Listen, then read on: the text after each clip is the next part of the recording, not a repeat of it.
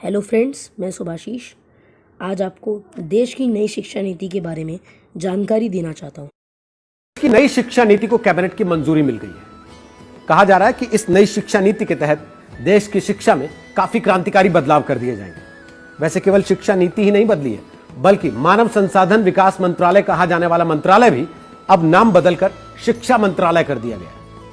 लेकिन क्या आपको पता है कि इसके पहले साल 1986 में, यानी कि अब से 34 साल पहले देश में शिक्षा नीति लागू की गई थी। इसके बाद आया साल 1992, यानी उसके ठीक 6 साल के बाद इसमें कुछ छोटे मोटे बदलाव किए गए, कॉस्मेटिक चेंजेस। लेकिन मोटा मोटी अगर समझें तो 34 साल लग गए देश में नई शिक्षा नीति को आते आते। इसरो के पूर्व प्रमुख के कस्तूरी रंगन की अध्यक्षता वाली कमेटी के कई सारे विशेषज्ञों ने मिलकर इस नई शिक्षा नीति का मसौदा तैयार किया। तो चलिए आज आपको आसान लहजे में समझाते हैं कि देश की नई शिक्षा नीति में ऐसा क्या क्या बदल गया है जो आपके जीवन में बदलाव लाए। सबसे पहली बात पढ़ाई की, यानी बच्चों के लिए इस नीति में क्या क्या है। नई नीति के तहत स्टूडेंट्स को पढ़ाई के साथ साथ किसी लाइफ स्किल से सीधे सीधे तौर पर जोड़ने की कोशिश की जाएगी। अगर आपको ध्यान हो, मोदी सरकार का जोर हमेशा से स्किल डेवलपमेंट पर रहा। अब स्कूली शिक्षा, उच्च शिक्षा के साथ साथ कृषि शिक्षा, कानूनी शिक्षा, चिकित्सा शिक्षा और तकनीकी शिक्षा जैसी व्यावसायिक शिक्षाओं को भी इसके दायरे में लाया गया। यानी अगर आपने स्कूल में कुछ ऐसा सीखा है जो स्किल के तौर पर गिना जा सकता है, जो रोजगार परक कहा जा सकता है, तो उसे आपके रिपोर्ट कार्ड में जगह दी जाएगी। अभी तक क्या होता था? अभी तक आर्ट, म्यूजिक, क्राफ्ट, स्पोर्ट्स जैसे सब्जेक्ट्स थे, वो सहायक पाठ्यक्रम या एक्स्ट्रा करिकुलम का हिस्सा कहे जाते थे। अब नई नीति के तहत ये मेन कोर्स का हिस्सा होंगे। इस नई शिक्षा नीति में एक और अहम चीज आ गई है, वो ये कि इसमें मल्टी एंट्री और एग्जिट सिस्टम को मंजूरी दे दी गई है। इसको आपको एक उदाहरण से समझाते हैं। मसलन आप इंजीनियरिंग कर रहे हैं और किसी भी वजह से, जैसे शादी, बीमारी, पैसों की तंगी, घर में कोई आफत आ जाने की वजह से आपकी इंजीनियरिंग अगर बीच में छूट जाती है, तो पुरानी शिक्षा नीति के तहत आपको उसका कोई लाभ नहीं होता था। लेकिन अब नई शिक्षा नीति के तहत अगर आपने 1 साल की पढ़ाई पूरी की है तो आप सर्टिफिकेट, 2 साल की पढ़ाई पूरी की है तो डिप्लोमा, और 3 से 4 साल की पढ़ाई पूरी की है तो आप डिग्री के हकदार हो सकेंगे। लेकिन इस नई शिक्षा नीति के तहत सबसे ज्यादा जिस बदलाव पर चर्चा हो रही है वो है शिक्षा का 10+2 स्ट्रक्चर। अब उसकी जगह नया आ जाएगा 5+3+3+4 का स्ट्रक्चर। अब आप पूछेंगे कि ये क्या है?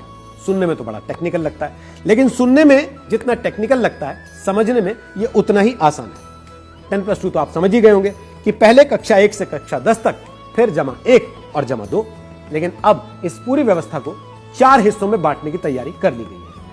पहला भाग 5, यानी कि पहले 5 साल में प्री प्राइमरी स्कूल के 3 साल और कक्षा 1 और कक्षा 2 को मिलाकर एक फाउंडेशन स्टेज बना दी गई है, जिसमें पहली और दूसरी क्लास में भाषा और गणित पर काम करने पर जोर देने की बात की गई। नई शिक्षा नीति में 5वीं क्लास तक मातृभाषा, स्थानीय या फिर क्षेत्रीय भाषा में पढ़ाई का माध्यम रखने की बात कही गई है। दूसरा भाग 3, यानी 3 को क्लास 3 से 5 की तैयारी के चरण में विभाजित किया गया है। इसके साथ ही 4वीं और 5वीं क्लास के बच्चों के लेखन कौशल, मतलब राइटिंग स्किल्स पर ध्यान देने की भी बात कही गई। तीसरा भाग फिर से 3, अगले 3 को मध्य चरण यानी क्लास 6 से क्लास 8 तक बांटा गया है। इसमें 6ठी क्लास से वोकेशनल कोर्सेज शुरू करने की बात है। इसके लिए इच्छुक छात्रों को 6ठी क्लास के बाद से ही इंटर्नशिप भी करवाई जाएगी। और फिर चौथे भाग में कक्षा 9 से 12 को विभाजित किया गया है। इसके अलावा कुछ और ऐसी बातें हैं जो इस नई शिक्षा नीति के बारे में आपको जान लेनी चाहिए। मल्टीपल डिसिप्लिनरी एजुकेशन में अब आप किसी भी एक स्ट्रीम के अलावा उसके साथ साथ दूसरा सब्जेक्ट भी ले सकते हैं। माने अगर आप इंजीनियरिंग कर रहे हैं लेकिन साथ साथ आपको म्यूजिक का भी शौक है, तो आप उस विषय को भी साथ में पढ़ सकते हैं। अब स्ट्रीम के मुताबिक सब्जेक्ट लेने पर जोर नहीं रहेगा। रिसर्च में जाने की इच्छा रखने वालों के लिए भी नई शिक्षा नीति में नई व्यवस्था की गई है। उनके लिए 4 साल के डिग्री प्रोग्राम का एक विकल्प दिया जाएगा, यानी 3 साल की डिग्री के साथ एमए करने के बाद एमफिल करने की जरूरत नहीं रहेगी, वो सीधे पीएचडी में जा सकते हैं। इसका मतलब ये कि नई शिक्षा नीति में सरकार ने अब एमफिल को पूरी तरह से खत्म करने की बात कही है। नई शिक्षा नीति में छात्रों को यह भी आजादी होगी कि अगर वो कोई कोर्स बीच में छोड़कर कोई दूसरे कोर्स में दाखिला लेना चाहते हैं तो वो कोर्स से एक खास निश्चित समय तक ब्रेक ले सकते हैं और उसके बाद दूसरा कोर्स ज्वाइन कर सकते हैं। और जैसा हमने आपको पहले बताया कि मानव संसाधन विकास मंत्रालय का नाम बदलकर अब शिक्षा मंत्रालय कर दिया गया है। इसका मतलब ये कि रमेश पोखरियाल निशंक अब देश के मानव संसाधन विकास मंत्री नहीं बल्कि देश के शिक्षा मंत्री कहे जाएंगे। इन सारे बदलावों के अलावा भी कुछ और बदलाव हैं जो इस नई शिक्षा नीति में किए गए, जैसे राष्ट्रीय परीक्षा एजेंसी द्वारा उच्च शिक्षा संस्थानों में एडमिशन के लिए कॉमन एंट्रेंस एग्जाम का ऑफर दिया जाएगा और साथ ही सिलेबस में भारतीय ज्ञान पद्धतियों को शामिल करने के लिए राष्ट्रीय शिक्षा आयोग का गठन करने और प्राइवेट स्कूलों को मनमाने तरीके से फीस बढ़ाने से रोकने की सिफारिशें भी की गई। और इस नई नीति के तहत सरकार ने कुछ लक्ष्य भी निर्धारित किए।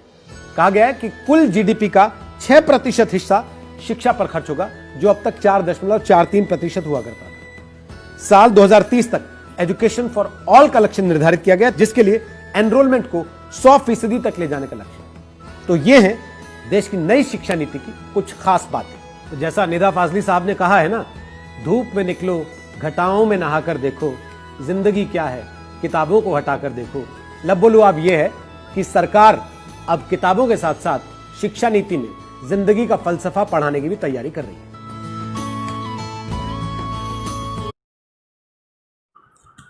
दोस्तों, मैं उम्मीद करता हूँ कि आपको देश की नई शिक्षा नीति के बारे में बहुत सी जानकारी मिली होगी। अगर आपको ये वीडियो पसंद आया तो इसे लाइक, शेयर और सब्सक्राइब जरूर कीजिएगा और कमेंट करना मत भूलिएगा। Thank you. Stay safe, stay healthy. जय हिंद।